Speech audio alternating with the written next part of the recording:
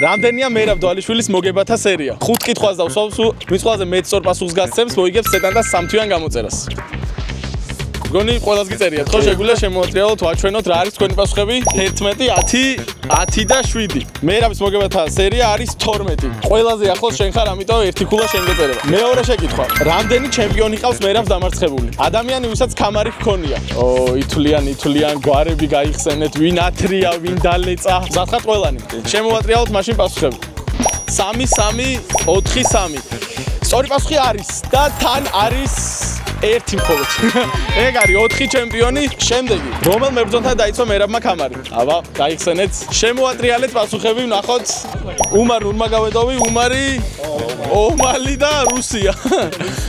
რუსია, მაგრამ შენ არ ჩაგითვლით მაგას სამწუხაროდ. უმარ ნურმაგომედოვია სწორი პასუხი, თქვენ ორმა გამოიცანით, თქვენ სამწუხაროდ ვერა. სად უყურეთ ისე ამ ბრძოლას საიდუმლო თუ არ არის? სეტანტა სპორტს. ქულები დავითვალოთ 2-1, 1-0. მეოთხე შეკითხვა. რომელი მებრძოლის რეკორდი გააუმჯობესა ტეიქდაუნებში? ვისი იყო ეს რეკორდი მანამდე? შემოატრიალოთ პასუხები. ჯორჯ სენ-პიერი. ჯორჯ სენ-პიერი არის სწორი პასუხი კი ჯორჯ სე, მაგრამ ამას ვერ ჩაუთვლით. არ უწერია და ხაბიბ ნურმაგომედოვი. არა, ხაბიბი ეგეთი მაგარიც არ ყოფილა. 3-1, 1-0. ბოლო მეხუთე შეკითხვა არის ორქულიანი, ასე რომ თქვენ გაქვთ შანსი. მეხუთე ბოლო შეკითხვა. რა არის მერაბის რეკორდი MMA-ში? უნდა დაწეროთ მოგებების და წაგებების. შენ რამდენი ქულა გააქვს? მაჩვენეთ პასუხები 17-3, 17-3, 16-2 და 19-4. სწორი პასუხი გვაქვს 19-4-ზე, სწორია.